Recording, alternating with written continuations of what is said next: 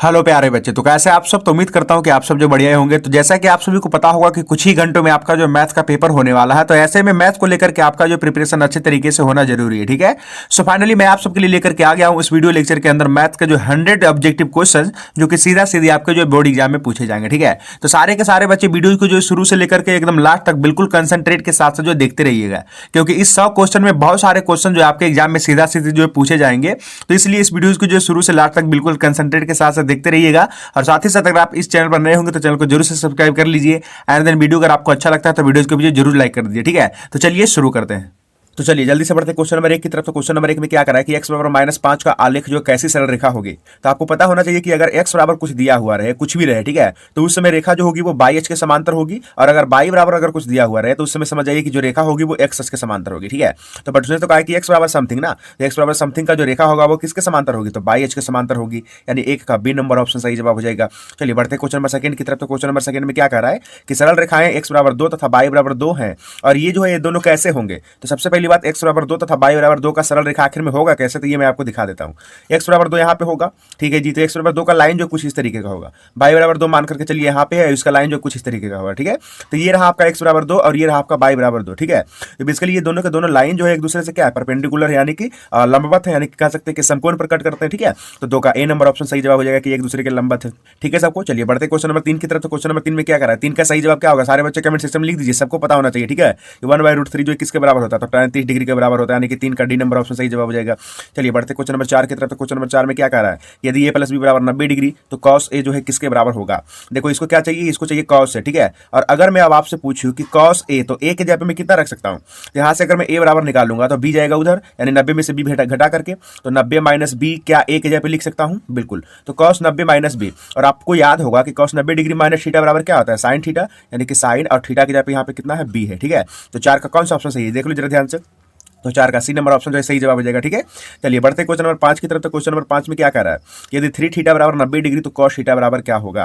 तो बेसिकली यहाँ पे 3 थीटा कहने का जब मतलब है 90 डिग्री, तो बेसिकली थीटा बराबर कितना हो गया, 90/3 यानी कि 30 डिग्री हो गया। अब वो पूछ रहा है कि cos थीटा बराबर क्या होगा, तो cos और थीटा की जगह मैं कितना रखूंगा, 30 रखूंगा। तो सारे बच्चे कमेंट सेक्शन में जल्दी से लिखो, मैं सबका जो कमेंट देख रहा हूँ। ठीक है। cos 30 का वैल्यू कितना होता है, ठीक है, तो cos 30 का वैल्यू हो जाता है √3/2, यानी कि 5 का बी नंबर ऑप्शन सही जवाब हो जाएगा।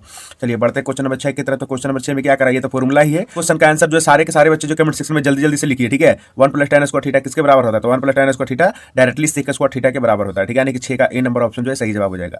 चलिए बढ़ते क्वेश्चन नंबर 7 की तरफ। तो क्वेश्चन नंबर 7 में क्या कह रहा है कि √2 cos थीटा बराबर 1, तो थीटा का मान जो है क्या होगा। सबसे पहली बात यहाँ पे ध्यान से देखो कि cos थीटा बराबर क्या, मैं इस तरीके से लिख सकता हूँ 1/√2, बिल्कुल। और अगर अब मैं आपसे पूछूं कि 1/√2 cos में कितना डिग्री का वैल्यू होता है, तो आप बोलेंगे कि सर cos थीटा बराबर जो यहाँ पे 1/√2 है, ये cos में 45 डिग्री का वैल्यू होता है। ठीक है।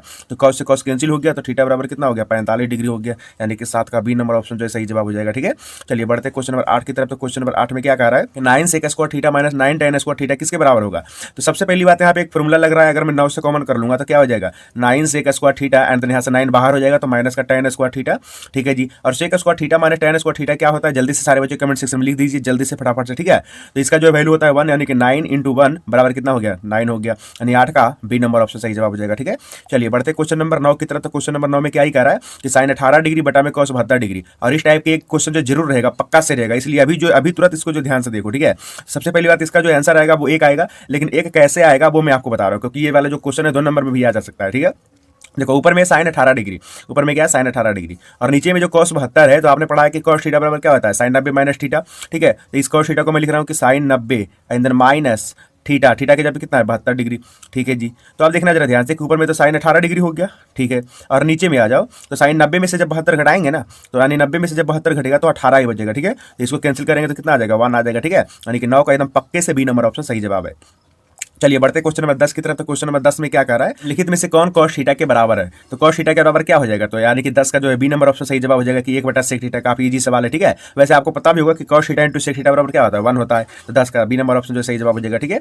चलिए बढ़ते क्वेश्चन नंबर 11 की तरफ। तो क्वेश्चन नंबर 11 में क्या कह रहा है कि 2 cos स्क्वायर 60 डिग्री का मान कितना होगा। तो 2 cos 60 का वैल्यू कितना होता है, जल्दी से सारे बच्चे लिखो तो जरा, 1/2 होता है क्या, यस। तो 2 × 1/2 का होल स्क्वायर करेंगे तो 1 का स्क्वायर 1 और 2 का स्क्वायर 4, 2 दूनी 4, यानी कि कितना हो गया 1/2। और जल्दी से चेक करके बताओ कि कौन सा ऑप्शन सही जवाब हो जाएगा, यानी 11 का डी नंबर ऑप्शन जो है सही जवाब है। ठीक है, चलिए इसी के साथ हम लोग बढ़ते क्वेश्चन नंबर 12 की तरफ, जो कि काफी ज्यादा शानदार है और पक्के से आएगा एग्जाम में, इसलिए इसको ध्यान से देख लो। ठीक है, अगर साइन थीटा बराबर कॉस थीटा, तो सबसे पहली बात यहाँ पे थीटा का वैल्यू क्या होगा, तो देखना जरा ध्यान से, साइन थीटा और ये जो कॉस थीटा है, क्या इधर मैं एक गुना करके लिख सकता हूँ क्या? बिल्कुल, तो ये कॉस थीटा जो है इधर गुना में, इधर आएगा तो भागा में, यानी साइन थीटा बटे कॉस थीटा, और इधर क्या बचेगा? एक बचेगा। ठीक है, और साइन बटे कॉस क्या होता है, सारे बच्चे लिख दो, तो साइन बटे कॉस होता है tan थीटा और बराबर 1। ठीक है जी, अब tan में कितना डिग्री का वैल्यू 1 होता है, तो tan में होता है 45 डिग्री का वैल्यू 1। ठीक है, यानी कि 45 डिग्री, यहाँ पे tan ऐसे लिखना है, tan 45 डिग्री। ठीक है, tan 45 डिग्री। ठीक है, तो tan से tan हो गया कैंसिल, यानी कि थीटा बराबर कितना? 45 डिग्री। तो चेक कर लिया जाए 12 का कौन सा ऑप्शन सही हो जाएगा, तो 12 का डी नंबर ऑप्शन जो सही जवाब हो जाएगा। ठीक है, चलिए बढ़ते क्वेश्चन नंबर 13 की तरफ। तो क्वेश्चन नंबर 13 में क्या कह रहा है कि साइन 2a बराबर 2 साइन ए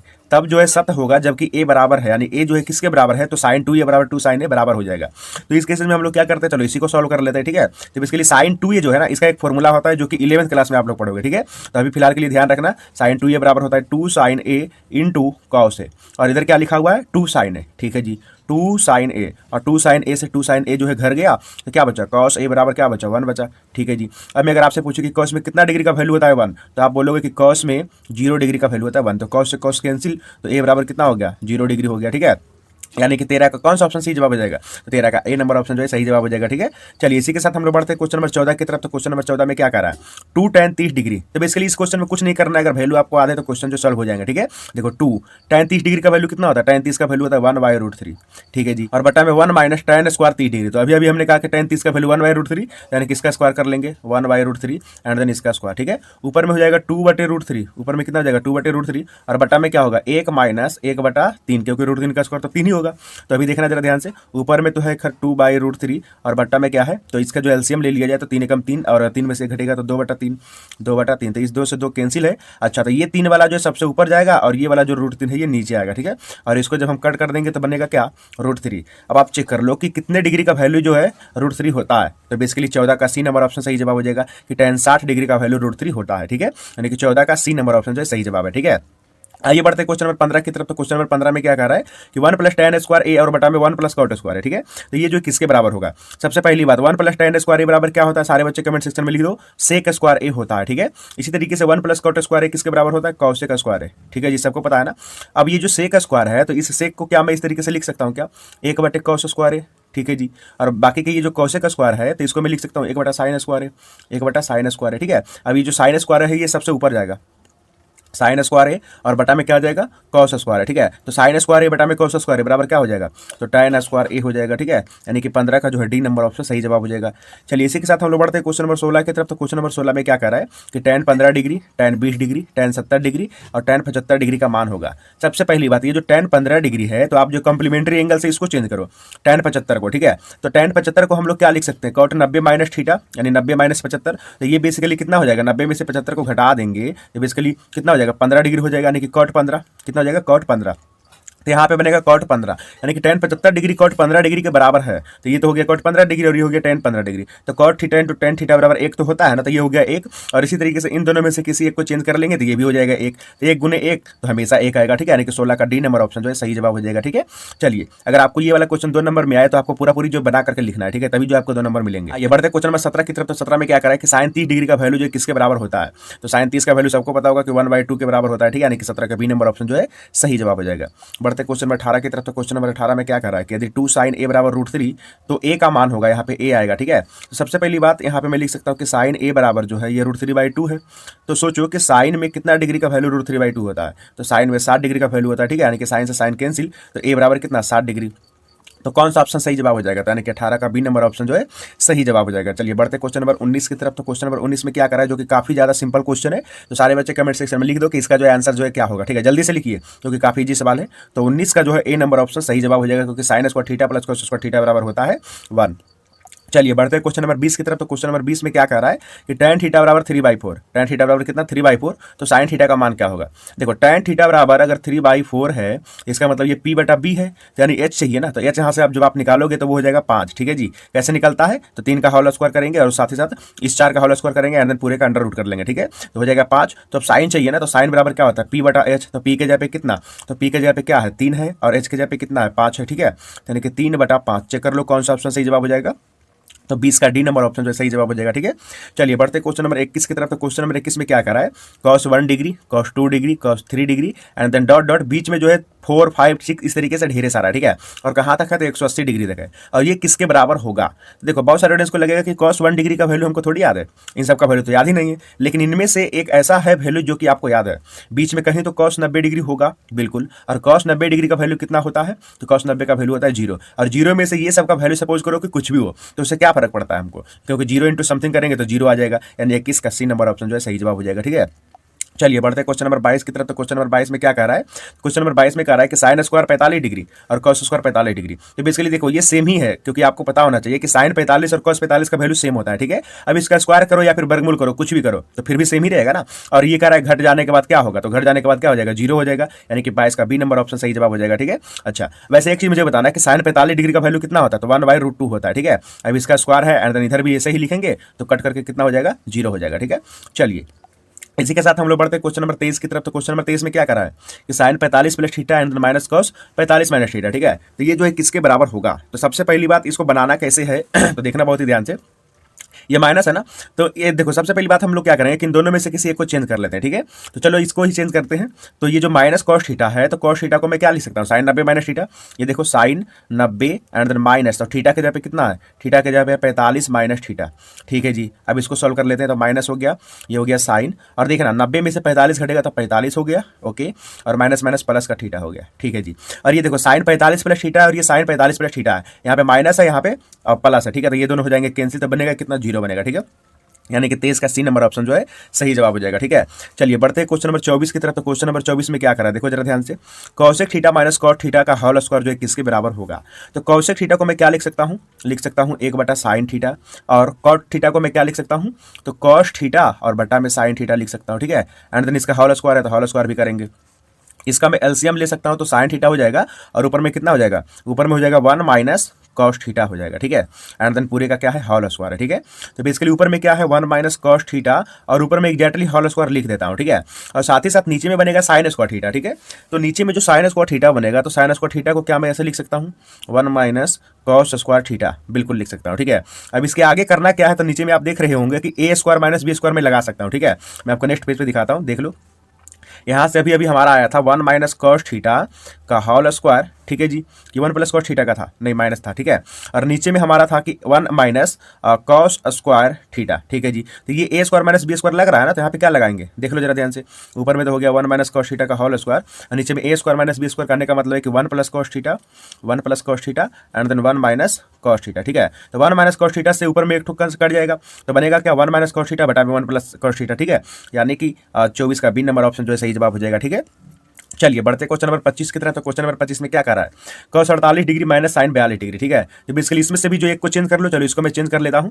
तो साइन थीटा को मैं क्या लिख सकता हूं, cos 90 माइनस थीटा, थीटा के जगह पे कितना 42 डिग्री, तो ये कितना हो जाएगा, cos 90 में से 42 घटाएंगे तो 48 डिग्री, और इधर देखो माइनस में cos 48 हो गया क्योंकि ये माइनस ही है ना, और ये प्लस है, तो दोनों के कट जाएंगे तो कितना हो जाएगा, 0 हो जाएगा। ठीक है, यानी कि 25 का बी नंबर ऑप्शन जो है सही जवाब हो जाएगा। चलिए बढ़ते क्वेश्चन नंबर 26 की तरफ। तो क्वेश्चन नंबर 26 में क्या कह रहा है कि यदि 4 tan थीटा बराबर 4 तो थीटा का मान क्या होगा। तो यहाँ से मैं कह सकता हूँ क्या कि tan थीटा बराबर 4/4 यानी कि 1 है। अब आप बताओ कि tan में जो है कितने डिग्री का वैल्यू 1 होता है, तो π/4 यानी 45 डिग्री का वैल्यू। ठीक है, तो 26 का सी नंबर ऑप्शन सही जवाब हो जाएगा।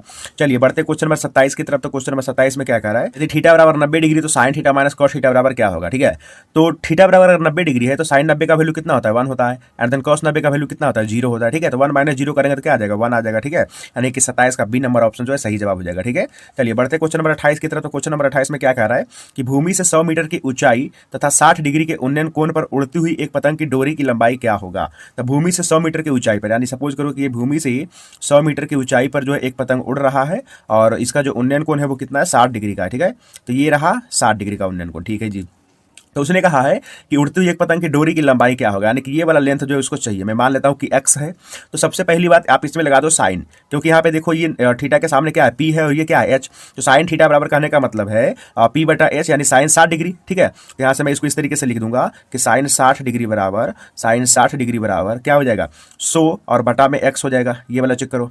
ठीक है जी, तो बेसिकली साइन 60 डिग्री का वैल्यू क्या होता है, ये x मैंने लिख दिया है। ठीक है, अब देखना साइन 60 का वैल्यू कितना होता है, साइन 60 का वैल्यू होता है √3/2, और ये कितना हो गया 100 और बटा में x, तो x बराबर चाहिए ना।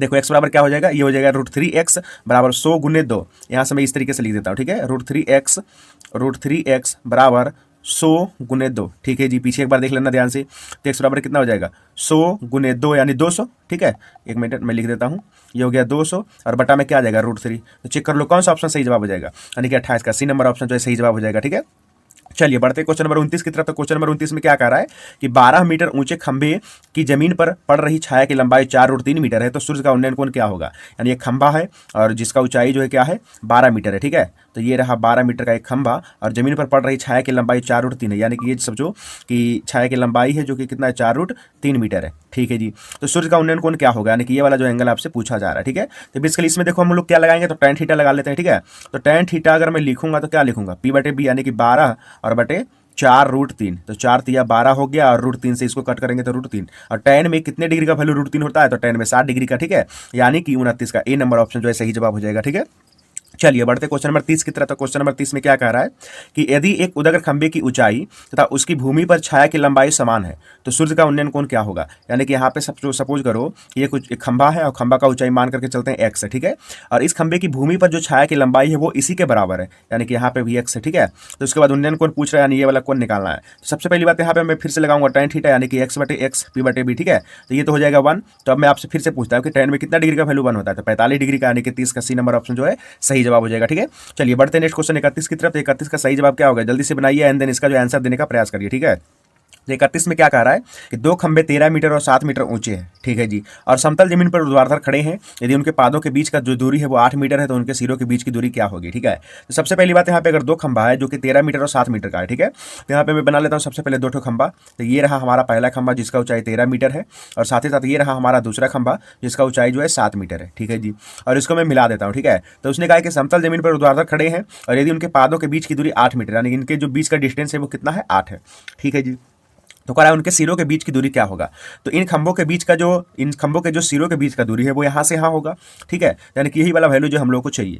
तो सबसे पहली बात अगर मैं इसको मिला दूंगा इस तरीके से तो ये बेसिकली 8 हो जाएगा, क्योंकि ये 8 है तो। ठीक है, और ये अगर 7 है तो यहाँ पे भी 7 होगा। बट ये पूरे का जो ऊंचाई है वो तो 13 है ना, तो अगर 13 है और ये छोटा सा 7 है तो ये कितना हो गया 6 हो गया। ठीक है, अब इसमें से देखो ये वाला जो ट्रायंगल आप देख रहे हो ये ट्रायंगल हमारा जो है समकोण वाला त्रिभुज है। ठीक है, तो इसमें से x बराबर हमको चाहिए, तो x बराबर कहने का मतलब कर्ण हमको चाहिए। तो कर्ण बराबर क्या होता है, इसका स्क्वायर एंड देन इसका स्क्वायर एंड देन पूरे का वर्गमूल। ठीक है, तो 6 का स्क्वायर कितना हो जाएगा 36 और 8 का स्क्वायर क्या हो जाएगा 64 एंड देन इसका जो है वर्गमूल करेंगे जोड़ जाड़ करके तो कितना हो गया ये 100 हो गया। 100 का वर्गमूल कितना होता है 10, यानी कि 31 का बी नंबर ऑप्शन जो है सही जवाब हो जाएगा। ठीक है, चलिए इसी के साथ हम लोग बढ़ते हैं क्वेश्चन नंबर 32 की तरफ। तो क्वेश्चन नंबर 32 में क्या ही कह रहा है कि सूर्य का उन्नयन कोण जब किसी सीधे खड़े खंबे की छाया और उसकी ऊंचाई बराबर है तो क्या होगा। तो अभी मैंने ये वाला क्वेश्चन करवाया है कि जब किसी खंबे का ऊंचाई और उसकी छाया की ऊंचाई का जो अनुपात है या फिर ऊंचाई जो है वो बराबर है तो वो क्या होगा। तो बेसिकली अगर ये एक्स है ये भी एक्स है तो इस केस में जो है क्या होता है tan थीटा बराबर p/b, यानी tan थीटा बराबर 1 तो 45 डिग्री हो जाएगा। ठीक है, यानी कि देख लेना इस क्वेश्चन 32 का बी नंबर ऑप्शन जो सही है। ठीक है, पीछे भी मैंने आपको बता रखा है इसलिए मैं इसको स्किप कर रहा हूँ। ठीक है, चलिए बढ़ते क्वेश्चन नंबर 33 की तरफ। तो क्वेश्चन नंबर 33 में क्या कह रहा है कि यदि h1 तथा h2 ऊंचाई के दो मीनार के पादों को जोड़ने वाली रेखा के मध्य बिंदु पर मीनारों क्रमशः 60 डिग्री और 30 डिग्री का कोण बनाता है तो h1/h2 क्या होगा। सबसे पहली बात यहाँ पे दो मीनार है h1 और h2, तो सपोज करना ये हमारा पहला मीनार है एंड देन ये दूसरा मीनार है। ठीक है, इसका जो ऊंचाई है h1 है एंड देन इसका जो ऊंचाई है h2 है। ठीक है, करा मीनार के पादों को जोड़ने वाली रेखा के मध्य बिंदु, तो इनको मैं मिला देता हूं और इसका मध्य बिंदु सपोज करो कि यहाँ पे। ठीक है, तो मध्य बिंदु को जोड़ने वाली मीनारों पर क्रमशः 60 डिग्री एवं 30 डिग्री का कोण बनाता है, यानी कि यहाँ पे जो 60 डिग्री का कोण बनाता है और यहाँ पे जो ये 30 डिग्री का कोण बनाता है। ठीक है, ये 30 हो गया और ये वाला जो कोण है वो 60 डिग्री का हो गया। ठीक है जी, और उसने कहा है कि मध्य बिंदु है ना, यानी कि ये वाला एंड देन ये वाला लेंथ जो है बराबर होगा, क्योंकि ये जो पॉइंट है ये मध्य बिंदु पर है। ठीक है, तो अब उसको चाहिए h1/h2, तो h1 बराबर क्या होगा इस ट्रायंगल से हम लोग निकालेंगे। तो h1 देख लो यहाँ पे ध्यान से ये 60 डिग्री है ना, तो हम लगा देते हैं tan 60 डिग्री। तो अगर मैं tan 60 डिग्री लगाऊंगा इस ट्रायंगल में तो क्या होगा tan 60 यानी कि √3 बराबर क्या हो जाएगा p/b कहने का मतलब h1/x, h1 अब बटा में x। ठीक है जी, तो h1 कहने का मतलब क्या होगा, h1 कहने का मतलब है कि √3x। क्लियर है सबको, आगे बढ़ते हैं। तो आगे हमको चाहिए h2, क्योंकि दोनों का अनुपात चाहिए ना, तो h2 चाहिए तो इस ट्रायंगल से मिलेगा। तो इसमें ये वाला एंगल कितना डिग्री है, तो ये वाला एंगल जो है 30 डिग्री। ठीक है, ध्यान रखना ये वाला जो एंगल है 30 डिग्री। ठीक है, यहाँ पे चेक कर लो।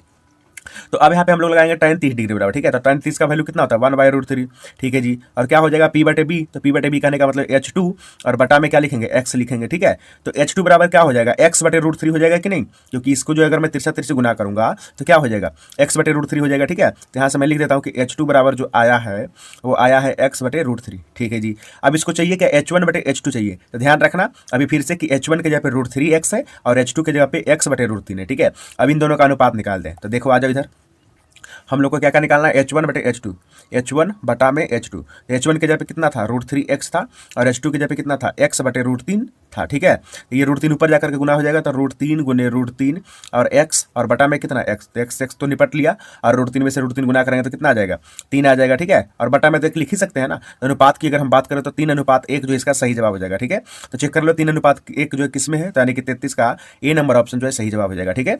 चलिए तो बढ़ते हैं अब क्वेश्चन नंबर 34 की तरफ। तो क्वेश्चन नंबर 34 में क्या कह रहा है कि सूर्य का उन्नयन कोण जब किसी सीधे खड़े खंभे की छाया और उसकी लंबाई यानी ऊंचाई जो है क्या है बराबर है, तो इस केसेस में जो है क्या होगा, तो ये वाला वही क्वेश्चन है। यहाँ पे जो अगर ऊंचाई x है और यहाँ पे जो छाया का ऊंचाई है वो x है, लंबाई क्या है x है, तो इस केस में जो उन्नयन कोण होगा वो आपको बताना है, ठीक है। तो इस केस में कितना होता है उन्नयन कोण 45 डिग्री, ठीक है। लेकिन 45 डिग्री यहाँ पे है नहीं, तो आपको ये चीज ध्यान रखना कि 45 डिग्री बराबर होता है π/4, ठीक है जी। तो बेसिकली 34 का सी नंबर ऑप्शन जो है सही जवाब हो जाएगा, ठीक है।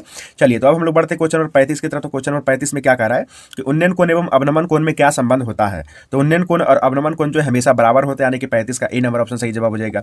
चलिए बढ़ते हैं क्वेश्चन नंबर 36 की तरफ। तो क्वेश्चन नंबर 36 में क्या कह रहा है कि यदि एक उजागर खंभे की छाया की लंबाई, यानी सपोज करो ये हमारे पास उजागर खंभा है और इसका छाया का लंबाई क्या है, तो कह रहा है कि छाया का लंबाई जो है छाया की लंबाई खंभे की लंबाई का √3 गुना है। तो अगर मैं सपोज करूँ कि खंभे का लंबाई x है तो छाया का लंबाई √3x हो जाएगा, ठीक है जी। तो सूर्य का उन्नयन कोण क्या होगा, तो ये वाला जो एंगल है मैं मान लेता हूँ थीटा, तो मैं क्या लगा दूंगा tan थीटा बराबर x और बटा में क्या लिखूंगा, तो ये √3x, ठीक है, √3 एंड देन x, ठीक है जी। तो अगर यहाँ से x में कैंसिल करूंगा तो tan थीटा बराबर क्या हो जाएगा 1/√3। तो आप बताओ कि tan थीटा में कितने डिग्री का वैल्यू 1/√3 होता है, तो tan थीटा में tan 30 डिग्री का वैल्यू होता है, ठीक है। यानी कि 36 का बी नंबर ऑप्शन जो है सही जवाब हो जाएगा। चलिए बढ़ते क्वेश्चन नंबर 37 की तरफ। तो क्वेश्चन नंबर 37 में क्या कह रहा है कि वृत्त के केंद्र पर बना कोण होगा, तो वृत्त के केंद्र पर जो बना कोण होता है, ये सपोज करो सर्कल है, तो यहाँ पे सेंटर पर जो कोण बनता है वो कितना डिग्री का बनता है, तो टोटल 360 डिग्री का बनता है, यानी कि 37 का सी नंबर ऑप्शन जो है सही जवाब हो जाएगा, ठीक है। चलिए बढ़ते क्वेश्चन नंबर 38 की तरफ। तो 38 में क्या कह रहा है कि अर्धवृत्त का कोण होता है, तो अर्धवृत्त का कोण जो समकोण होता है, ये एक्चुअल में 9th क्लास का जो क्वेश्चन है, बट फिर भी आपको ध्यान रखना है क्योंकि देखो पूछ सकता है, ठीक है। हम जिस बार एग्जाम दिए थे तो ये वाला क्वेश्चन आया था अर्धवृत्त का कोण क्या होता है, ठीक है। तो अर्धवृत्त का कोण जो समकोण यानी कि 38 का ए नंबर ऑप्शन सही है, ठीक है। चलिए बढ़ते क्वेश्चन नंबर 39 की तरफ। तो क्वेश्चन नंबर 39 में क्या कह रहा है, दी गई आकृति में यदि TP तथा TQ केंद्र O वाले किसी वृत्त पर दो स्पर्श रेखाएं इस प्रकार है कि POQ बराबर 110 डिग्री, ये रहा POQ जो कि कितना 110 डिग्री है, तो PTQ किसके बराबर होगा, PTQ यानी ये वाला कोण, ठीक है। तो सबसे पहली बात ध्यान रखना इन दोनों को जुड़ने के बाद 180 डिग्री होता है, ठीक है। तो अगर मैं इसको x बोल रहा हूं तो x में से 110 को अगर जोड़ दूंगा तो कितना आना चाहिए 180 आना चाहिए। तो x बराबर कितना हो जाएगा 180 में से इधर जाकर के घट जाएगा तो 70 डिग्री हो जाएगा, ठीक है। यानी कि 39 का बी नंबर ऑप्शन सही जवाब हो जाएगा, ठीक है। आइए बढ़ते हैं क्वेश्चन नंबर 40 की तरफ। तो क्वेश्चन नंबर 40 में क्या कह रहा है, यदि बिंदु P से वो केंद्र वाले किसी वृत्त पर PA तथा PB स्पर्श रेखाएं परस्पर 80 डिग्री के कोण पर झुकी है, यानी कि ये हमारा एक वृत्त है, यहाँ पे कोई बाहर से बिंदु P है और PA तथा PB दो स्पर्श रेखा है, PA तथा PB और इस वृत्त का केंद्र जो है O है, ठीक है जी। अब क्या करा कि PAOA P और ये हो गया OA, ये वाला कोण इसको चाहिए और यहाँ पे टोटल कितना है 80 डिग्री का है, ठीक है जी। तो ध्यान से सुना मेरी बात को, अगर ये टोटल 80 है तो ये टोटल होगा 100, कितना हो जाएगा 100, और बाकी के ये दोनों जो कोण होते हैं ना बराबर होते हैं, तो अगर ये 100 है तो इधर 50 हो जाएंगे और इधर भी 50 हो जाएंगे, ठीक है। यानी कि ये वाला जो कोण POA पूछ रहा है ये वाला कोण, ठीक है, तो ये वाला कोण कितना हो जाएगा 50 हो जाएगा, यानी कि 40 का ए नंबर ऑप्शन जो है सही जवाब हो जाएगा, ठीक है। चलिए बढ़ते क्वेश्चन नंबर 41 की तरफ। 41 में क्या कह रहा है, तो चलिए बढ़ते क्वेश्चन नंबर 41 की तरफ। तो क्वेश्चन नंबर 41 में क्या कह रहा है कि किसी वृत्त पर बाह्य बिंदु से खींची गई स्पर्श रेखाओं की संख्या क्या होगी।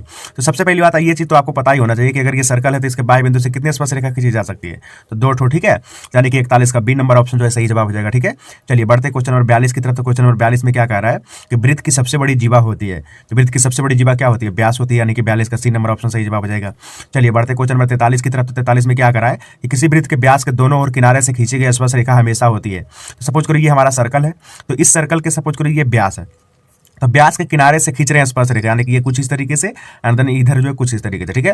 तो ये जो दोनों स्पर्श रेखा ये कैसी होती है, तो ये अपने आप में जो पैरेलल होती है, ठीक है, यानी कि समानांतर होती है, ठीक है। यानी 43 का ए नंबर ऑप्शन जो है सही जवाब हो जाएगा। चलिए बढ़ते क्वेश्चन में 44 की तरफ। तो 44 में क्या कर रहा है कि सभी वृत्त है, देखो सभी वृत्त बड़ा हो या तो फिर छोटा हो, ठीक है, तो सभी वृत्त क्या होते हैं तो समरूप होते हैं, ठीक है, यानी कि 44 का बी नंबर ऑप्शन सही जवाब हो जाएगा। अगर दो वृत्त है और दोनों का त्रिज्या जो है बराबर है, त्रिज्या क्या है बराबर, तो वो सर्वांग सम हो जाएगा, ठीक है। चलिए बढ़ते क्वेश्चन नंबर 45 की तरफ। तो 45 में क्या कह रहा है कि एक वृत्त पर कितनी स्पर्श रेखाएं खींची जा सकती है। तो एक वृत्त पर सपोज करो ये हमारा सर्कल है, तो इस पर कितनी स्पर्श रेखा खींच सकते हैं, अनंत स्पर्श रेखा खींच सकते हैं। ठीक है, तो ध्यान रखना 45 का डी नंबर ऑप्शन जो है सही जवाब हो जाएगा। ठीक है, अगर कहता है कि वृत्त के बाह्य बिंदु से कितनी खींची जा सकती है, तो 2 ठो, जो कि अभी इसके जस्ट पहले मैंने आपको करवाया। ठीक है, आइए बढ़ते क्वेश्चन नंबर 46 की तरफ। तो क्वेश्चन नंबर 46 में क्या कह रहा है कि दो वृत्तों के क्षेत्रफल 4 और 9 के अनुपात में है, तो इनकी त्रिज्याओं का अनुपात क्या होगा।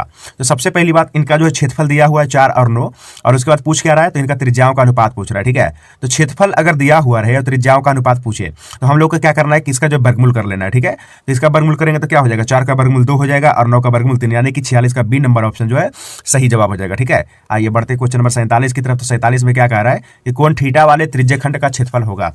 तो थीटा कोण वाले त्रिज्यखंड का क्षेत्रफल का क्या फॉर्मूला होता है, तो ये तो सबको पता होगा कि त्रिज्याखंड का क्षेत्रफल होता है पाई आर स्क्वायर थीटा बटा में 360 डिग्री। ठीक है, यानी कि 47 का डी नंबर ऑप्शन जो है सही जवाब हो जाएगा। ठीक है, चलिए इसी के साथ हम लोग बढ़ते हैं क्वेश्चन नंबर 48 की तरफ।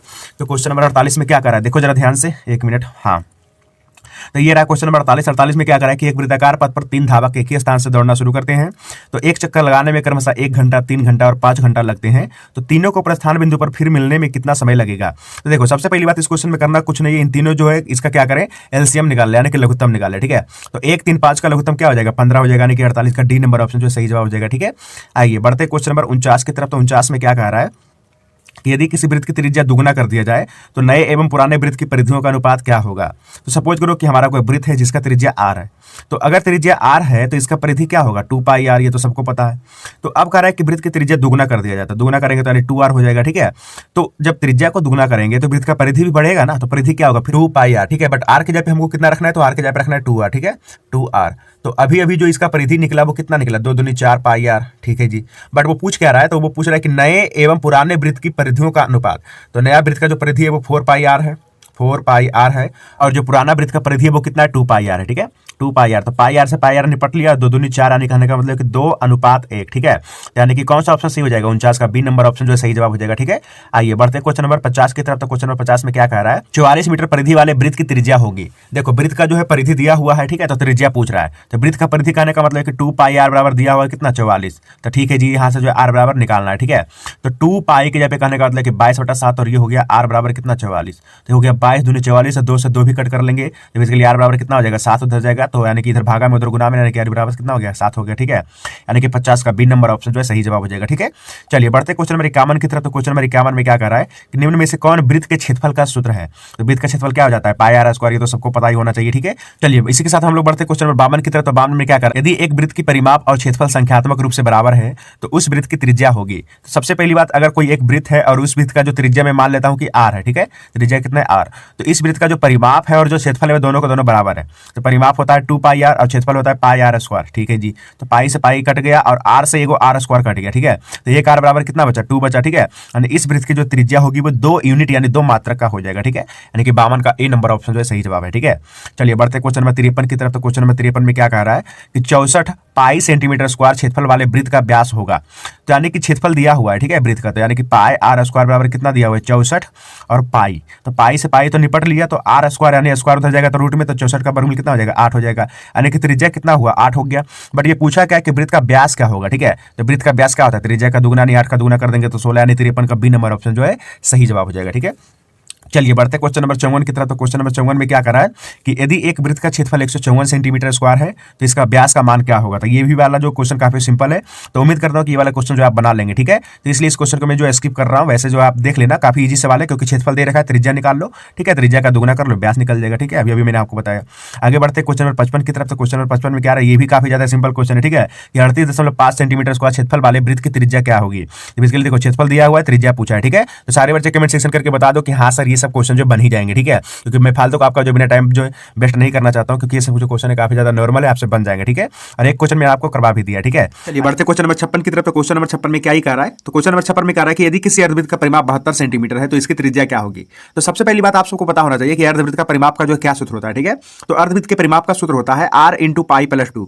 ठीक है जी, तो अर्धवृत्त का जो परिमाप है वो दिया हुआ है कितना, 72 सेंटीमीटर, तो इसके बराबर में मैं रखूंगा 72 सेंटीमीटर। ठीक है, अब इसका कैलकुलेशन करेंगे तो r का वैल्यू मिल जाएगा। ठीक है, तो r पाई के जगह पे मैं कितना रखूंगा, 22/7, एंड देन हो गया प्लस का 2 और बराबर में कितना, 72। ठीक है जी, अब इसका जो एलसीएम हम ले लेते हैं तो कितना हो जाएगा, देख लो, 7 दूनी 14 और 14 में से 22 जोड़ देंगे तो कितना हो जाएगा, 36 और बटा में कितना है 7 और बराबर में कितना है 72। ठीक है जी, तो 36 दूना 72 कट गया, तो ये 7 उधर जाएगा तो गुना में हो जाएगा, यानी कि r बराबर 7 दूनी 14। ठीक है, तो r यानी कि त्रिज्या कहने का मतलब कितना आ गया 14 सेंटीमीटर। ठीक है, तो 56 का ए नंबर ऑप्शन जो है सही जवाब हो जाएगा। ठीक है, चलिए इसी के साथ हम लोग बढ़ते हैं क्वेश्चन नंबर 57 की तरफ। तो क्वेश्चन नंबर 57 में क्या कह रहा है कि 6 सेंटीमीटर त्रिज्या वाले अर्धवृत्त की कुल परिमिति यानी कि कुल परिमाप जो है क्या होगा। तो अभी अभी मैंने आपको बताया कि अर्धवृत्त का जो टोटल परिमाप होता है उसका क्या फॉर्मूला है, तो r इंटू पाई प्लस 2। ठीक है जी, तो बेसिकली यहाँ पे त्रिज्या जो है 6 सेंटीमीटर दिया हुआ है, यहाँ पे r के जगह पे मैं 6 रखूंगा, यानी कि 6 इंटू पाई प्लस 2 हो जाएगा। ठीक है, तो अगर मैं इसको कैलकुलेट करूंगा तो क्या मिल जाएगा, कुल परिमाप मिल जाएगा। ठीक है, तो बेसिकली यहाँ पे 57 का जो है बी नंबर ऑप्शन सही जवाब हो जाएगा। ठीक है, चलिए इसी के साथ हम लोग बढ़ते हैं क्वेश्चन नंबर 58 की तरफ। तो क्वेश्चन नंबर 58 में क्या कह रहा है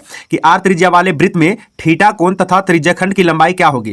यानी कह रहा है कि अगर त्रिज्या खंड में त्रिज्या आर है और कोण थीटा है तो त्रिज्या खंड का लंबाई क्या होगा, जो कि हम लोग कह सकते हैं चाप का लंबाई। ठीक है, तो चाप का लंबाई क्या होता है 2 पाई आर थीटा बटे 360 डिग्री। ठीक है, यानी कि 58 का बी नंबर ऑप्शन जो है सही जवाब हो जाएगा। चलिए इसी के साथ हम लोग बढ़ते हैं क्वेश्चन नंबर 59 की तरफ। तो क्वेश्चन नंबर 59 में क्या कह रहा है कि दो वृत्तों के परिधियों का अनुपात 3 और 4 है। दो वृत्तों के परिधियों का अनुपात कितना है 3 और 4। ठीक है जी, तो उनकी क्षेत्रफलों का अनुपात क्या होगा। तो काफी शानदार क्वेश्चन है, काफी बढ़िया क्वेश्चन है, एग्जाम में पूछेगा ही। ठीक है, तो परिधियों का अनुपात 3 और 4 है, तो इसके क्षेत्रफल का अनुपात क्या हो जाएगा, तो बस कुछ नहीं करना है, इसका स्क्वायर कर देना। ठीक है, तो 3 का स्क्वायर हो जाएगा 9 और 4 का स्क्वायर हो जाएगा 16, यानी कि 59 का डी नंबर ऑप्शन जो है सही जवाब हो जाएगा। ठीक है, चलिए बढ़ते क्वेश्चन नंबर 60 की तरफ। तो क्वेश्चन नंबर 60 में क्या कह रहा है कि यदि एक वृत्त का क्षेत्रफल 154 सेंटीमीटर स्क्वायर है तो इसका परिधि क्या होगा। देखो परिधि अगर हमको निकालना है तो सबसे पहले हमको त्रिज्या चाहिए। ठीक है, तो त्रिज्या निकलेगा यहां से, देखो वृत्त का क्षेत्रफल यानी कि पाई आर स्क्वायर बराबर दे रखा है कितना 154, तो पाई की जगह मैं रख देता हूं 22/7 एंड देन ये हो गया आर का स्क्वायर और बराबर में कितना 154। ठीक है जी, तो इसको मैं कट कर देता हूं, 62 हो गया 54 से, तो बराबर कितना हो जाएगा आर स्क्वायर बराबर 7 गुने 7। ठीक है जी, तो यानी कहने का मतलब कि आर बराबर यहां से 7 हो जाएगा,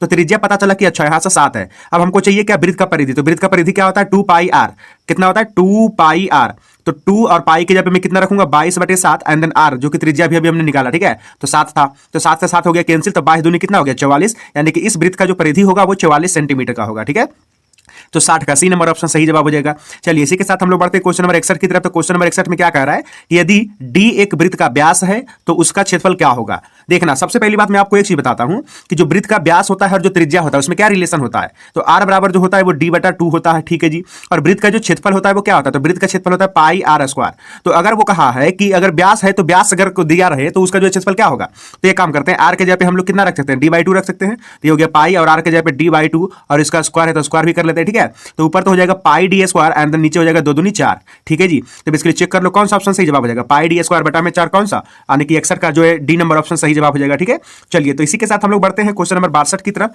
तो देखो क्वेश्चन नंबर 62 में क्या कह रहा है, यदि P त्रिज्या R वाले वृत्त के त्रिज्या खंड का कोण है, यानी कि P जो है R त्रिज्या वाले वृत्त खंड का क्या है तो कोण है, तो त्रिज्या खंड का क्षेत्रफल क्या होगा। तो सबको पता होगा कि त्रिज्या खंड का क्षेत्रफल होता है पाई आर स्क्वायर थीटा और बटा में 360 डिग्री। ठीक है, बट यहाँ पे त्रिज्या तो R ही है लेकिन थीटा के जगह पे कोण P है। ठीक है, तो बेसिकली 62 का कौन सा ऑप्शन सही जवाब हो जाएगा, जल्दी से सारे बच्चे जो कमेंट सेक्शन में लिख दो, तो 62 का कौन सा ऑप्शन सही जवाब हो जाएगा, बस थीटा के जगह पे P आ जाएगा। ठीक है, यानी 62 का बी नंबर ऑप्शन जो है सही जवाब हो जाएगा। चलिए इसी के साथ हम लोग बढ़ते हैं क्वेश्चन नंबर 63 की तरफ। तो क्वेश्चन नंबर 63 जो काफी ज्यादा इजी है, तो सारे के सारे बच्चे जो कमेंट सेक्शन में जल्दी जल्दी लिखो, मैं सबका कमेंट जो पढ़ रहा हूं। ठीक है, तो कह रहा है कि एक अर्धगोले के संपूर्ण पृष्ठ क्षेत्रफल क्या होता है, तो अर्धगोला का संपूर्ण पृष्ठ क्षेत्रफल क्या होता है 3 पाई आर स्क्वायर, यानी कि 63 का बी नंबर ऑप्शन सही जवाब हो जाएगा। ठीक है, चलिए इसी के साथ हम लोग बढ़ते हैं क्वेश्चन नंबर 64 की तरफ। तो क्वेश्चन नंबर 64 में क्या कह रहा है कि किसी घनाभ की लंबाई L, चौड़ाई B तथा ऊंचाई H है तो घनाभ का आयतन क्या होता है। तो घनाभ का आयतन तो काफी ज्यादा सिंपल क्वेश्चन है ये वाला। ठीक है, तो सबको याद होना चाहिए कि घनाभ का आयतन क्या होता है LBH, यानी कि 64 का ए नंबर ऑप्शन जो है सही जवाब हो जाएगा। चलिए इसी के साथ हम लोग बढ़ते क्वेश्चन नंबर 65 की तरफ। तो क्वेश्चन नंबर 65 में क्या कह रहा है कि 7 सेंटीमीटर त्रिज्या वाले एक अर्धगोले का कुल पृष्ठीय क्षेत्रफल। तो देखो सबसे पहली बात अर्धगोले का कुल पृष्ठ क्षेत्रफल क्या होता है, तो अर्धगोले के कुल पृष्ठ क्षेत्रफल होता है 3 पाई आर स्क्वायर। कितना होता है 3 पाई आर स्क्वायर, तो 3 पाई के जगह पे मैं रखूंगा 22/7 और त्रिज्या के जगह पे मैं कितना रखूंगा 7 गुने 7। ठीक है, तो 7 से 7 कैंसिल हो गया तो 22 × 66 और गुने 7। ठीक है, तो 6 7 42 का 2 हो गया, बाकी का 4 हो गया, 6 7 42 और 4 कितना हो गया 46, यानी कि 462 हो जाएगा। ठीक है, अब बेसिकली यहाँ पे जो है वो पाई के फॉर्मेट में दिया हुआ है, तो एक काम करते हैं हम लोग पाई के फॉर्मेट में लिख लेते हैं। ठीक है, तो इसको मैं जो है पाई ही रहने देता हूं, 7 7 49 49 गुने 3 कर लेते हैं। ठीक है, तो आपको जो अच्छे से आंसर जो है मैच कर जाएगा। ठीक है, यानी कि 49 गुने 3 और ये पाई में रहने देता हूं। ठीक है, तो 9 तिया 27 हो गया और 4 तिया 12 और 2 कितना हो गया, तो 12 2 14 हो गया। ठीक है, तो 147 पाई सेंटीमीटर स्क्वायर, तो बेसिकली इसका जो है सी नंबर ऑप्शन सही जवाब हो जाएगा। ठीक है, क्लियर है सारे बच्चों को, एक बार कमेंट सेक्शन में लिख दीजिए। आगे बढ़ते हैं क्वेश्चन नंबर 66 की तरफ। तो क्वेश्चन नंबर 66 में क्या कह रहा है कि आर त्रिज्या के गोले का आयतन क्या होगा, यानी सीधा सीधी आपको बताना है कि गोला का आयतन का क्या सूत्र है। तो जल्दी से जो सारे बच्चे कमेंट सेक्शन में लिख दीजिए कि गोला के आयतन का क्या सूत्र है। तो गोला के आयतन का सूत्र होता है 4/3 पाई आर क्यू, ठीक है, जो कि काफी ज्यादा इजी सवाल पूछ दिया है। चलिए बढ़ते क्वेश्चन नंबर 67 की तरफ। तो क्वेश्चन नंबर 67 में क्या कह रहा है कि एक बेलन की ऊंचाई 14 सेंटीमीटर है और इनका वक्र पृष्ठीय क्षेत्रफल इतना सेंटीमीटर स्क्वायर है, तो बेलन का आयतन क्या होगा। तो सबसे पहली बात, यहाँ पे बेलन का आयतन का जो सूत्र होता है वो होता है पाई आर स्क्वायर एच, यानी यहाँ पे ऊंचाई भी चाहिए और त्रिज्या भी चाहिए। तो ऊंचाई तो खैर दे रखा है, बट हमको क्या चाहिए, त्रिज्या चाहिए, ठीक है। तो त्रिज्या जो क्षेत्रफल दिया हुआ है इसका वक्र पृष्ठ का क्षेत्रफल, तो यहाँ से हम लोग निकाल लेते हैं, ठीक है। तो देखना बहुत ही ध्यान से। तो बेलन का जो वक्र पृष्ठ का क्षेत्रफल है वो कितना दिया हुआ है, 264 दिया हुआ है ना, यानी बेलन के वक्र पृष्ठ का जो क्षेत्रफल होता है वो होता है 2 पाई आर एच। तो पाई के जगह 22/7 एंड देन आर, तो आर तो निकालना ही है, और एच दिया हुआ था कितना, 14, और बराबर ये क्या है, तो बेलन के वक्र पृष्ठ का क्षेत्रफल है जो कि दिया हुआ है कितना, 264, ठीक है जी। तो यहाँ से हम लोग कैंसिल कर लेते हैं, देखो क्या क्या कैंसिल होगा। तो 7 से इसको मैं कैंसिल कर सकता हूँ क्या, एक काम करते हैं, इसको सबसे पहले कैंसिल कर लेते हैं, ठीक है। 7 दूनी हो गया 14, और 2 से इसको कट करते हैं तो कितना हो जाएगा, 1 3 2, ठीक है जी। अब इसको फिर से 2 से कट करते हैं तो कितना हो जाएगा, 2 छक 12 और 1 2 छक 12, ठीक है जी। और ये हो गया 22 दिया 66, यानी 3 आ गया, यानी कि त्रिज्या बराबर कितना हो गया, 3 सेंटीमीटर हो गया, ठीक है। अब हम बात करते हैं कि बेलन का आयतन क्या होगा। तो ध्यान रखना, इस बेलन का जो ऊंचाई है यानी एच बराबर है वो 14 दिया हुआ है क्वेश्चन में, और त्रिज्या भी अभी हमने निकाला कितना, 3 सेंटीमीटर, ठीक है। अब हम बात करते हैं कि इस बेलन का आयतन क्या होगा, ठीक है। तो बेलन का आयतन का सूत्र क्या है, लगा दीजिए। बेलन का आयतन का सूत्र है पाई आर स्क्वायर एच। तो पाई के जगह पे 22/7 एंड देन आर जो कि अभी अभी हमने निकाला था, तो 3 × 3 एंड देन ऊंचाई कितना, तो 14। तो ये हो गया 7 दूनी 14। अब हम लोग जो इसका कैलकुलेशन कर लेते हैं, 3 3 9 9 दूनी 18, यानी कि 22 × 18, ठीक है जी। तो 18 दूनी 36 हो गया, बाकी का 3, और 18 दूनी 36 और 3 39, ठीक है, यानी कि 396 सेंटीमीटर क्यूब। बेसिकली आयतन है ना, तो सेंटीमीटर क्यूब हो जाएगा, ठीक है। तो देख लो 396 कौन सा ऑप्शन सही है, तो 67 का जो है बी नंबर ऑप्शन सही जवाब हो जाएगा, ठीक है, 396 सेंटीमीटर क्यूब। बढ़ते क्वेश्चन नंबर 68 की तरफ। तो क्वेश्चन नंबर 68 में क्या कह रहा है कि दो घनों के आयतनों में 1 और 8 का अनुपात है, तो उनकी कोरों में क्या अनुपात होगा। सबसे पहली बात, यहाँ पे घन का जो आयतन है वो दिया हुआ है, ठीक है, यानी उसका अनुपात जो है दिया हुआ है। तो अगर कोरो, जिसको हम लोग बोल सकते हैं भुजाओं का अनुपात, ठीक है, तो भुजाओं का अनुपात जब कह रहा है ना, तो इसका घनमूल निकाल लो। क्या निकाल लेना है, घनमूल, ठीक है। तो सबसे पहली बात, 1 का घनमूल कितना होगा, 1 ही होगा, और 8 का घनमूल कितना हो जाएगा, 2 हो जाएगा। तो अगर मैं इसमें कोरो की अनुपात बोलूँ तो 1:2 हो जाएगा, ठीक है, यानी कि 68 का बी नंबर ऑप्शन जो है सही जवाब हो जाएगा, ठीक है।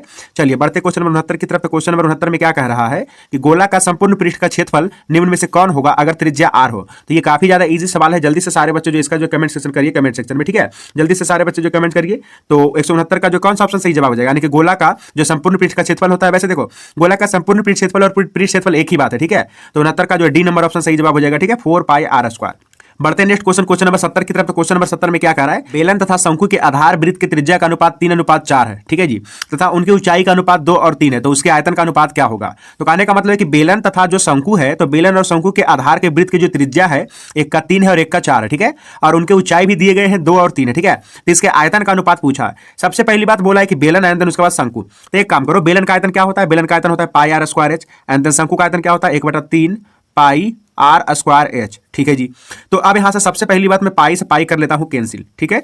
यहां पे जो 3 है ये सबसे पहली बात ऊपर गुना हो जाएगा, तो कितना हो जाएगा 3 आर स्क्वायर एच, और बटा में कितना बचेगा आर स्क्वायर एच, ठीक है। तो बेसिकली यहां पे जो आर और एच हमने लिया है दोनों का अलग अलग है, ठीक है। तो अगर सपोज करो कि ऊपर में आर और एच है, तो नीचे में मैं कर देता हूं R1 एंड देन H1, ठीक है, तो ज्यादा क्लियरिटी आएगा। अब बात करते हैं 3, और ऊपर में किसका आर, तो बेलन का, ठीक है। तो बेलन का त्रिज्या कितना है 3 है, और इसका स्क्वायर कर लेते हैं, एंड देन उसके बाद एच, तो एच जो है कितना दिया हुआ है यहाँ से देखो 2 है, ठीक है। अच्छा जी, नीचे में आ जाओ। तो नीचे में जो है अब हम किसका लिखेंगे, शंकु का, ठीक है। तो शंकु का सबसे पहले क्या चाहिए, तो शंकु का चाहिए रेडियस। तो रेडियस कितना दिया हुआ है, देखो 4 है, ठीक है। तो ये हो गया 4 × 4, और साथ ही साथ इसका ऊंचाई, तो ऊंचाई कितना दिया हुआ है 3, यानी कि यहाँ से मैं लिख दूंगा 3, ठीक है। तो 1 3 से 1 3 कट गया, और 2 दूनी 4, ठीक है जी। तो ऊपर में कितना हो गया, ऊपर में हो गया 3 का स्क्वायर 9, और नीचे में हो गया 4 दूनी 8, तो इसका जो अनुपात हो जाएगा 9:8 हो जाएगा, ठीक है। यानी कि क्वेश्चन नंबर 70 का ए नंबर ऑप्शन जो है सही जवाब हो जाएगा, ठीक है। चलिए बढ़ते क्वेश्चन नंबर 71 की तरफ। तो क्वेश्चन नंबर 71 में क्या कह रहा है कि दो बेलनों की त्रिज्याओं का अनुपात इतना है तथा उनकी ऊंचाइयों का अनुपात इतना है, तो उनके आयतनों का अनुपात क्या होगा। तो फिर से अब की बार लेकिन दोनों बेलन ही है, तो एक काम करते हैं, पहला बेलन में जो इसका त्रिज्या है वो दे रखा है 2 और 3 है, और इसके जो ऊंचाई है वो दिया हुआ है इतना और इतना, ठीक है। तो उनके आयतन का अनुपात क्या होगा। तो मैं मान लेता हूं कि पहला वाला जो बेलन है बेसिकली देखो पाई से पाई तो निपट ही लेगा, तो ध्यान रखना मैं यहाँ पे जो फिर से आपको करके दिखा रहा हूं, पहला बेलन का आयतन होगा पाई आर स्क्वायर एच, और दूसरा बेलन का आयतन मैं ले लेता हूं पाई R1 square and then H1, ठीक है। तो पाई से पाई देखो हो गया कैंसिल। तो पहला वाला बेलन का त्रिज्या बोलिए, तो 2 है, तो 2 का स्क्वायर कर देंगे, और उसके बाद पहला वाला बेलन का ऊंचाई यहाँ पे है कितना 5, ठीक है जी। नीचे में आ जाइए, तो पहला वाला बेलन का त्रिज्या कितना है, यानी दूसरा वाला बेलन का, तो दूसरा वाला बेलन का त्रिज्या कितना है 3, तो 3 का स्क्वायर, एंड देन नीचे में इसका ऊंचाई कितना है 3 है, ठीक है जी। तो अब देखना बहुत ही ध्यान से कि ऊपर में कितना हो जाएगा, 2 का स्क्वायर कितना हो गया 4, और 4 5 20, यानी ऊपर में 20 हो गया, और नीचे में देखो 3 का स्क्वायर कितना हो गया 9, और 9 का 3 27, यानी 20:27। तो 71 का बी नंबर ऑप्शन जो है सही जवाब हो जाएगा, ठीक है। चलिए बढ़ते क्वेश्चन नंबर 72 की तरफ। तो क्वेश्चन नंबर 72 में क्या कह रहा है कि एक शंकु की त्रिज्या तथा ऊंचाई क्रमशः r और h है, तो उसका आयतन क्या होगा। यानी कि शंकु का जो आयतन होता है वो आपसे पूछ रहा है, ठीक है। तो सबको पता होगा कि शंकु का आयतन क्या होता है, 1/3 पाई r स्क्वायर h, यानी कि 72 का सी नंबर ऑप्शन सही जवाब हो जाएगा। चलिए बढ़ते क्वेश्चन नंबर 73 की तरफ। तो क्वेश्चन नंबर 73 में क्या कह रहा है कि r त्रिज्या वाले बेलन के वक्र पृष्ठ का क्षेत्रफल क्या होगा। तो इस क्वेश्चन का आंसर सारे बच्चों को पता होना चाहिए कि r त्रिज्या वाले बेलन के वक्र पृष्ठ का जो है क्षेत्रफल क्या होगा, ठीक है। तो जल्दी से बताइए कि 73 का कौन सा ऑप्शन सही हो जाएगा। तो 73 का सी नंबर ऑप्शन सही जवाब हो जाएगा, ठीक है। 2 पाई r h बेलन के वक्र पृष्ठ का क्षेत्रफल होता है, ठीक है। चलिए इसी के साथ हम लोग बढ़ते क्वेश्चन नंबर 74 की तरफ। तो क्वेश्चन नंबर 74 में क्या कह रहा है कि यदि किसी गोले की त्रिज्या 3 गुना हो जाती है तो इसका आयतन क्या हो जाएगा। तो बहुत ही ध्यान से देखना। मैं मान लेता हूं, यहां पे आ जाओ पहली बात ध्यान से। मैं मान लेता हूं कि किसी भी गोले का जो त्रिज्या है वो r है। किसी भी गोले का त्रिज्या कितना है, r। तो अगर गोले का त्रिज्या r है तो इसका आयतन क्या होता है, इसका आयतन होता है 4/3 पाई r क्यूब, ठीक है जी। अब वो कह रहा है कि त्रिज्या जो है 3 गुना कर दिया जाए। तो त्रिज्या अगर मैं 3 गुना करूंगा तो यानी सपोज करो ये 3r है, ठीक है। तो अब जो इसका आयतन होगा क्या होगा, 4/3 पाई r, लेकिन r नहीं बल्कि r के जगह पे कितना रखना पड़ेगा, 3r, एंड देन इसका क्या करना पड़ेगा, क्यूब, ठीक है जी। तो ये बेसिकली कितना हो जाएगा, तो देख लो ये हो गया 4/3 और ये हो गया पाई, और ये देखो 3 का क्यूब कितना हो जाएगा, 27r क्यूब, 27r का क्यूब, ठीक है। तो ये सपोज करो कि 27 में बाहर कर देता हूं तो क्या कह रहा है कि इसका जो आयतन क्या हो जाएगा। तो आयतन देखो, पहले आयतन था 4/3 पाई r क्यूब, लेकिन अब देखो 4/3 पाई और r क्यूब तो है ही, लेकिन इसमें 27 भी गुना है, ठीक है। यानी कि पहले के कंपैरिजन में 27 गुना हो गया है, ठीक है। तो 74 का डी नंबर ऑप्शन जो है सही जवाब हो जाएगा। चलिए इसी के साथ हम लोग बढ़ते क्वेश्चन नंबर 75 की तरफ। तो क्वेश्चन नंबर 75 में क्या कह रहा है कि दो घनों के आयतनों का अनुपात 1 और 27 है। दो घन है और दो घनों के आयतनों का जो अनुपात है वो दिया हुआ है, तो उनके पृष्ठीय क्षेत्रफलों का अनुपात क्या होगा। तो देखो घन का आयतन जो है दिया हुआ है, तो सबसे पहले हम लोग क्या करेंगे कि इसका जो है भुजा यानी कि किनारा निकालेंगे, ठीक है। तो घन का आयतन अगर 1 और 27 है तो इसका किनारा का अनुपात क्या होगा, तो इसका जो घनमूल कर लेंगे, तो 1 का घनमूल करेंगे तो 1 होगा और 27 का घनमूल करेंगे तो 3 होगा, ठीक है। तो ये हो गया हमारा इन दोनों घनों के किनारे का जो है अनुपात, ठीक है। अब क्या चाहिए, तो इसका पृष्ठ क्षेत्रफल चाहिए, ठीक है। तो पृष्ठ क्षेत्रफल चाहिए, तो पृष्ठ क्षेत्रफल क्या होता है, 6a square, 6a square, but नीचे वाला का 6a डैश स्क्वायर लगा लेता हूं, ठीक है। तो 6 से 6 तो ऐसे भी कट जाएगा, यानी क्या करना है कि ऊपर वाला भुजा का स्क्वायर एंड नीचे वाला भुजा का स्क्वायर, यानी पहला वाला भुजा का स्क्वायर एंड दूसरा वाला भुजा का स्क्वायर, ठीक है। तो 1 का स्क्वायर तो 1 ही होगा ना, और 3 का स्क्वायर कितना हो जाएगा, 9, यानी कि फाइनली इसका आंसर आ जाएगा 1:9। चेक कर लो 75 का कौन सा ऑप्शन सही जवाब हो जाएगा। तो 75 का सी नंबर ऑप्शन जो है सही जवाब हो जाएगा, ठीक है। चलिए बढ़ते क्वेश्चन नंबर 76 की तरफ। तो क्वेश्चन नंबर 76 में क्या कह रहा है कि यदि एक शंकु की त्रिज्या 14 सेंटीमीटर है और इसकी तिर्यक ऊंचाई 15 सेंटीमीटर है, तो शंकु का संपूर्ण पृष्ठ जो है क्या होगा, ठीक है। तो सबसे पहली बात आपको पता होना चाहिए कि शंकु के संपूर्ण पृष्ठ का जो क्षेत्रफल होता है वो क्या होता है। तो शंकु के संपूर्ण पृष्ठ क्षेत्रफल होता है pi r into R plus L, ठीक है जी। तो पाई की जगह पे मैं कितना रखूंगा, 22/7, एंड देन आर की जगह पे कितना दिया हुआ है, तो 14 दिया हुआ है, और फिर से यहाँ पे मैं 14 ही रखूंगा, एंड देन एल, तो एल क्या है, तिर्यक ऊंचाई जो कि दिया हुआ है कितना, 15, ठीक है जी। तो अब यहाँ से जो कुछ नहीं है बस कैलकुलेशन है, तो ये हो गया 7 दूनी 14 और 22 दूनी कितना हो जाएगा, 44, एंड देन गुना। तो 14 में से 15 जोड़ देंगे तो कितना हो जाएगा, ये हो जाएगा 29, और 29 में से 44 को गुना कर लेते हैं, ठीक है। तो 29 चौका 16 से यानी कि हो गया कितना, तो 6 हो गया, बाकी का हो गया 11, ठीक है जी। और 29 चौका 16 से यानी कि 116 में से कितना जोड़ना है, 11 जोड़ लेना, ठीक है। तो 116 में से 11 जब जोड़ लेंगे तो कितना हो जाएगा, 6 1 7 और 11 1 12, यानी कि 127, ठीक है। तो यानी कि 1276 सेंटीमीटर स्क्वायर हमारा हो जाएगा क्या, तो इस शंकु के संपूर्ण पृष्ठ का क्षेत्रफल यानी कि 76 का ए नंबर ऑप्शन जो है सही जवाब हो जाएगा, ठीक है। चलिए बढ़ते क्वेश्चन नंबर 77 की तरफ। तो क्वेश्चन नंबर 77 में क्या कर रहा है कि r त्रिज्या वाले गोले का आयतन होगा। तो गोले का आयतन का जो है क्या सूत्र होता है, जल्दी से कमेंट सेक्शन में लिख दीजिए। तो गोला का आयतन सबको पता होगा कि गोला का आयतन होता है 4/3 पाई r क्यूब, यानी कि 77 का ए नंबर ऑप्शन जो है सही जवाब हो जाएगा, ठीक है।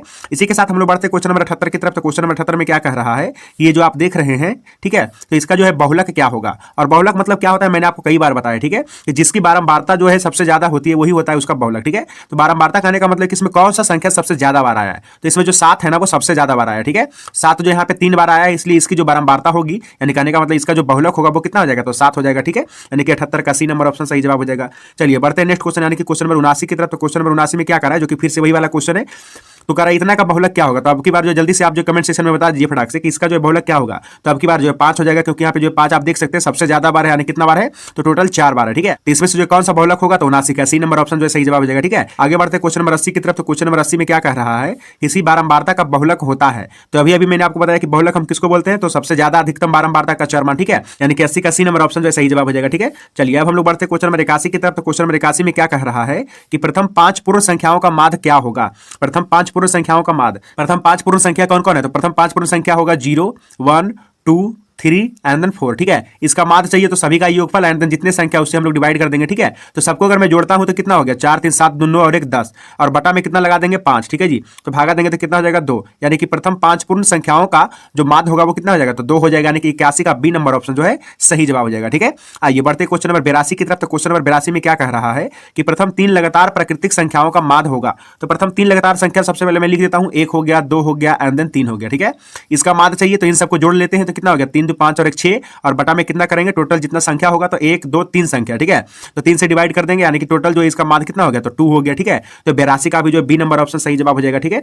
आगे बढ़ते क्वेश्चन नंबर 83 की तरफ। तो क्वेश्चन नंबर 83 में क्या कह रहा है, तो क्वेश्चन नंबर 83 में कह रहा है कि संचयी बारंबारता वक्र कहलाती है। तो संचयी बारंबारता वक्र को हम लोग क्या बोलते हैं, तो त्वरण बोलते हैं, ठीक है। यानी कि 83 का ए नंबर ऑप्शन जो है सही जवाब हो जाएगा, ठीक है। चलिए आगे बढ़ते क्वेश्चन नंबर 84 की तरफ। तो क्वेश्चन नंबर 84 में क्या कह रहा है कि 13 और 19 के बीच समांतर माध्य है। तो माध्य का मतलब क्या है, अंकों का योग बटा में अंकों की कुल संख्या, ठीक है। तो आप जो क्या करो, इसको जोड़ दो, यानी कि 13 प्लस 19 हो गया, और बटा में कितने अंक हो गए, तो 2 अंक हो गए, ठीक है। तो 13 और 19 को जोड़ेंगे तो कितना हो जाएगा, 9 3 12 का 2 और 2 2 1 3, यानी कि 32 बटे 2, यानी कि कितना हो गया 16 हो गया, ठीक है। तो 13 और 19 का जो समांतर माध्य है वो कितना हो जाएगा, तो 16, यानी कि 84 का बी नंबर ऑप्शन जो है सही जवाब हो जाएगा। चलिए बढ़ते क्वेश्चन नंबर 85 की तरफ। तो क्वेश्चन नंबर 85 में क्या कह रहा है कि 3 4 5 17 और x का माध्य जो है वो 6 है, तो x बराबर क्या होगा, ठीक है। तो सबसे पहली बात यहाँ पे आप जो क्वेश्चन देख रहे हो ये काफी शानदार क्वेश्चन है। तो 3 4 5 और 17 और साथ ही साथ x, ठीक है। तो इसका जो माध्य है वो कितना है, 6 है। तो यानी कहने का मतलब है कि 3 + 4 + 5 एंड देन + 17 और साथ ही साथ प्लस x, ठीक है। और कितने संख्या हो गए, 1 2 3 4 एंड देन 5, तो बटा में 5, और इनका जो ये मैं माध्य निकाल रहा हूं तो बराबर में कितना दिया हुआ है, 6 दिया हुआ है, ठीक है। चलो ठीक है जी। तो अब बेसिकली यहां पे ध्यान से देखना, तो 17 प्लस कितना हो गया, तो 17 प्लस हो गया 22, और 22 कितना हो गया 26, और 26 3 कितना हो गया, तो 26 और 3 हो गया कितना 29, ठीक है जी। तो 29 एंड देन प्लस x, ठीक है, और बराबर कितना हो गया 6 5 30, तो 30, यानी कि इधर मैं लिख दूंगा 30, तो x बराबर कितना हो जाएगा, 30 में से 29 जाकर के घट जाएगा तो 1 हो जाएगा, ठीक है। यानी कि x बराबर कितना हो गया, तो 85 का ए नंबर ऑप्शन जो है सही जवाब हो जाएगा, ठीक है। चलिए इसी के साथ हम लोग बढ़ेंगे क्वेश्चन नंबर 86 की तरफ। तो क्वेश्चन नंबर 86 में क्या कह रहा है, तो क्वेश्चन नंबर 86 में कह रहा है कि किसी वितरण के माध्य बहुलक और माध्यक के बीच मूल संबंध है, यानी माध्य माध्यक और बहुलक के बीच जो कौन सा संबंध होता है, तो ध्यान रखना कि माध्य माध्यक और बहुलक के बीच एकमात्र संबंध है, यानी एकमात्र रिलेशन है कि बहुलक बराबर जो होगा वो 3 गुने माध्यक माइनस 2 गुने माध्य होता है, ठीक है। इसके बेसिस पे जो ऑब्जेक्टिव में क्वेश्चन भी जो दिए जा सकते हैं, तो इसलिए इस क्वेश्चन को जो है यानी कि इस फॉर्मूला को जो आपको ध्यान रखना है, ठीक है। तो 86 का ए नंबर ऑप्शन जो है सही जवाब हो जाएगा। चलिए बढ़ते हैं नेक्स्ट क्वेश्चन यानी कि क्वेश्चन नंबर 87 की तरफ। तो क्वेश्चन नंबर 87 में क्या कह रहा है कि संख्याओं 1 2 3 इस तरीके से डॉट डॉट एन तक, कहां तक, एन तक, ठीक है। तो इन संख्याओं का माध्य देखो, एक्चुअल में यहाँ पे माध्य नहीं होगा, यहाँ पे होगा कि इन संख्याओं का योग, ठीक है। तो इन संख्याओं का योग यानी कि लगातार प्राकृतिक संख्याओं का योगफल का क्या सूत्र है, तो n इंटू n प्लस 1/2, ठीक है। यानी कि 87 का ए नंबर ऑप्शन जो है सही जवाब हो जाएगा, ठीक है। चलिए बढ़ते क्वेश्चन नंबर 88 की तरफ। तो क्वेश्चन नंबर 88 में क्या कह रहा है कि 24 15 22 13 9 10 एंड देन 30 का जो है परिसर क्या होगा। तो देखो सबसे पहली बात, ये जो क्वेश्चन है ये 9th क्लास का, ठीक है। 9th में जो इस तरीके का जो है कुछ पढ़ना था, परिसर बराबर, ठीक है। तो अभी मैं आपको बता देता हूँ छोटा सा लॉजिक है कि परिसर बराबर क्या होता है। तो परिसर बराबर होता है कि सबसे बड़ी संख्या माइनस सबसे छोटी संख्या, ठीक है। तो इसमें से चेक कर लो कि सबसे बड़ी संख्या कितना है, तो सबसे बड़ी संख्या 30 है, ठीक है।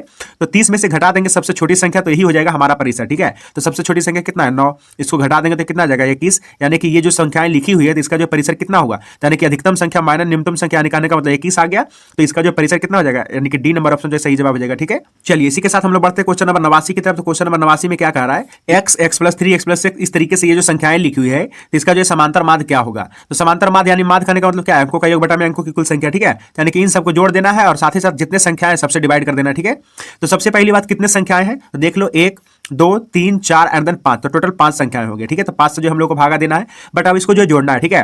तो x जो है कितना है 1 2 3 4 5, ठीक है। यानी कि 5x हो गया और प्लस, तो संख्या को जोड़ लिया जाए तो 12 + 9 कितना हो गया, हो गया, और 21 छो कितना हो गया 27 27 3 30, यानी कि यहाँ पे हो गया 30, ठीक है। अब ऊपर में हम लोग क्या करते हैं 5 से कॉमन कर लेते हैं, ठीक है। तो कितना हो जाएगा x + 6 एंड देन बटा में 5, ठीक है। तो 5 से 5 निपट गया तो कितना बच गया x + 6, ठीक है।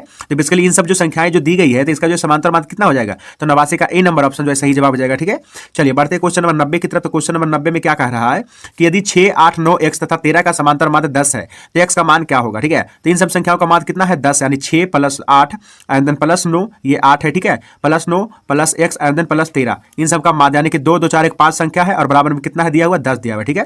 तो सबको जोड़ लिया जाए तो 8 14 14 9 कितना हो गया 23, और 23 3 कितना हो गया, तो 23 3 हमारा जो हो गया ये हो गया 36, ठीक है। तो 36 और प्लस x और बराबर कितना, तो 10 5 50, ठीक है जी। तो x बराबर कितना हो जाएगा 50 में से 36 घटा देंगे तो 14 हो जाएगा, ठीक है। यानी कि 90 का सी नंबर ऑप्शन जो है सही जवाब हो जाएगा, ठीक है।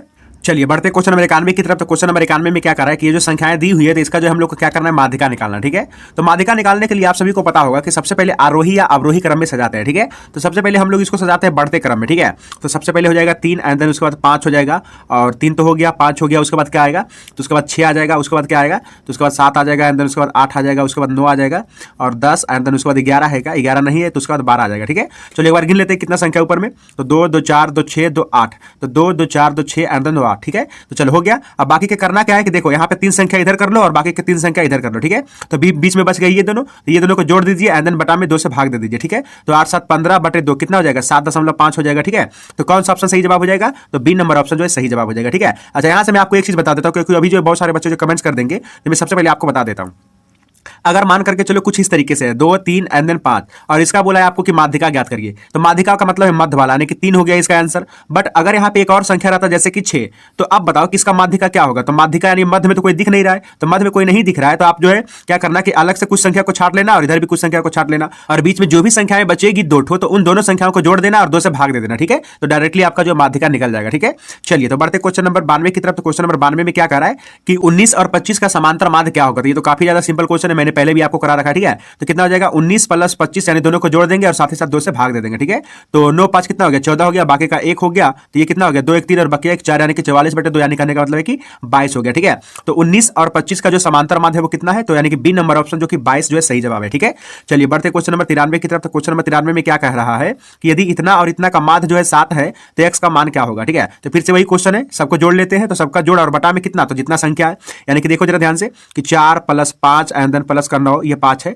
ठीक है जी, प्लस का 9 और प्लस का 11 एंड देन प्लस का x। ठीक है, और बटा में कितना, तो 3 2 5 संख्या है, बराबर में कितना दिया हुआ है मात्र, तो 7 दिया हुआ है। ठीक है, तो देख लो 9 5 कितना हो गया, यानी 5 4 9 9 18, और 18 11 कितना हो गया 29, तो 29 + x और बराबर कितना हो गया 7 5 35। ठीक है जी, तो x बराबर कितना हो जाएगा, 35 में से 29 घटा देंगे तो कितना हो जाएगा, जल्दी से बताइए, 35 में से 29 अगर हम घटा देंगे तो कितना हो जाएगा, 6 हो जाएगा। ठीक है, चलो तो बेसिकली 93 का कौन सा ऑप्शन सही जवाब हो जाएगा, तो 93 का ए नंबर ऑप्शन जो है सही जवाब हो जाएगा। ठीक है, चलिए बढ़ते क्वेश्चन नंबर 94 की तरफ। तो क्वेश्चन नंबर 94 में क्या कह रहा है कि यदि ई कोई घटना है तब पी + पी नोड ई, यानी कि प्रायिकता होने की और प्रायिकता नहीं होने की जो मान होता है वो कितना होता है, तो मैंने आपको बता रखा है probability of E and then P E not, यानी कि प्रायिकता जो है नहीं होने की। ठीक है, तो इन दोनों का जो सम होता है वो कितना होता है, तो 1 होता है। ठीक है, यानी कि क्वेश्चन नंबर 94 का जो है बी नंबर ऑप्शन सही जवाब हो जाएगा। ठीक है, चलिए बढ़ते क्वेश्चन नंबर 95 की तरफ। तो क्वेश्चन नंबर 95 में क्या कह रहा है कि किसी घटना की प्रायिकता नहीं होती है, तो किसी घटना की प्रायिकता क्या नहीं होती, तो किसी घटना की प्रायिकता जो है इसमें से -7 नहीं होगा, क्योंकि घटना का जो प्रायिकता होती है वो 0 और 1 के बीच में होती है। ठीक है, इवन 0 और 1 हो सकता है, बट ये जो -7 है 0 और 1 के बाहर है। ठीक है,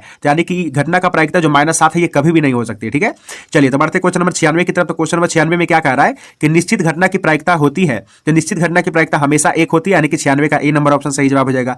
चलिए बढ़ते क्वेश्चन नंबर 97 की तरफ। तो क्वेश्चन नंबर 97 में क्या कह रहा है कि निम्न में से कौन सी संख्या किसी घटना की प्रायिकता नहीं हो सकती है, तो फिर से वही वाला क्वेश्चन। ठीक है, तो कौन सा जो संख्या है वो किसी घटना की प्रायिकता नहीं हो सकती है। ठीक है, तो सारे बच्चे जो जल्दी से कमेंट सेक्शन में लिख दीजिए, तो यहाँ पे 97 का बी नंबर ऑप्शन जो है सही जवाब हो जाएगा, क्योंकि -15 ये जो 0 और 1 के बीच में आता ही नहीं है। ठीक है, तो 97 का बी नंबर ऑप्शन जो है सही जवाब हो जाएगा। ठीक है, चलिए बढ़ते क्वेश्चन नंबर 98 की तरफ। तो क्वेश्चन नंबर 98 में क्या कह रहा है, एक पासा फेंकने पर एक अभाज्य संख्या पाने की प्रायिकता। तो सबसे पहली बात, अगर एक पासा को फेंका गया तो टोटल आउटकम्स होते हैं 6। ठीक है जी, अब उसने कहा कि पासा फेंकने के बाद जो अभाज्य संख्या आएगी उसकी प्रोबेबिलिटी। तो सबसे पहली बात, पासा पे कितनी संख्या होती है, 1 से लेकर के 6 तक, 1 2 3 4 5 एंड देन 6। ठीक है, तो इसमें से कितनी ऐसी संख्याएं जो अभाज्य है, तो 2 हो गया, 3 हो गया एंड देन 5 हो गया। ठीक है, तो टोटल कितने अभाज्य संख्या हो गए, 3 हो गए। अब इसका जो है अगर हम कैलकुलेशन करेंगे तो कितना हो जाएगा 1/2। ठीक है, तो ये हो गया हमारा प्रोबेबिलिटी की जो पासा जब हम फेंकेंगे तो अभाज्य संख्या आने की प्रोबेबिलिटी क्या होगी, तो 1/2। ठीक है, यानी कि 98 का ए नंबर ऑप्शन जो है सही जवाब हो जाएगा। ठीक है, आइए बढ़ते हैं नेक्स्ट क्वेश्चन, क्वेश्चन नंबर 99 की तरफ। तो क्वेश्चन नंबर 99 में क्या कह रहा है, एक सिक्के को एक बार उछालने पर चित पाने की प्रायिकता। तो देखो अगर मैं एक सिक्का को उछालूंगा तो 2 आउटकम्स होंगे, बट उसमें चित कितने जगह पे है, तो एक जगह पे है। ठीक है, इसका जो है सही जवाब क्या हो जाएगा 1/2, यानी कि 99 का बी नंबर ऑप्शन जो है सही जवाब हो जाएगा। ठीक है, चलिए बढ़ते क्वेश्चन नंबर 100 की तरफ, जो कि लास्ट क्वेश्चन है। तो क्वेश्चन नंबर 100 में जो क्या ही कह रहा है कि बामन ताश के पत्तों की अच्छी तरह फेंटी गई गड्डी से एक पत्ता निकाला जाता है, तो एक इक्का प्राप्त होने की क्या प्रायिकता है। तो सबसे पहली बात आपको पता होना चाहिए कि जो ताश के पत्ते होते हैं तो उसमें टोटल पत्ते होते हैं 52। ठीक है, और साथ ही साथ अगर मैं अब बात करूं कि एक पत्ता जो इक्का वाला होता है, तो इक्का वाला टोटल कितने पत्ते होते हैं, तो इक्का वाला टोटल होते हैं उसमें 4 पत्ते। ठीक है, जो कि डिफरेंट डिफरेंट कलर के 4 कलर के होते हैं, तो 4 हो गए। ठीक है, अब ये हो गया हमारा प्रोबेबिलिटी की इक्का निकालने का प्रोबेबिलिटी। ठीक है, तो इसको जब हम कैंसिल कर रहे होंगे तो कितना हो जाएगा 1/13 13, ठीक है,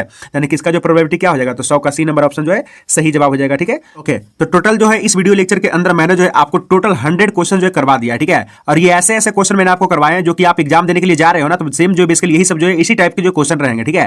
तो अगर आप जो इस वीडियो को अच्छे तरीके से नहीं देखे तो फिर से जो दोबारा से 2-3 बार जो जरूर से देख लीजिए, ताकि जो भी क्वेश्चन आपके एग्जाम में आए वो जल्दी जल्दी से आप जो बना दे, ठीक है। तो उम्मीद करता हूं कि ये वाला जो वीडियो है आपको बेहद पसंद आया होगा। अगर बाकी भी पसंद आया तो वीडियो को कर दीजिए लाइक, एंड देन अगर आप इस चैनल पर नए होंगे तो चैनल को कर दीजिएगा सब्सक्राइब, ठीक है। तो मैं मिलता हूं आपको नेक्स्ट वाले क्लास में, तब तक के लिए थैंक यू, धन्यवाद।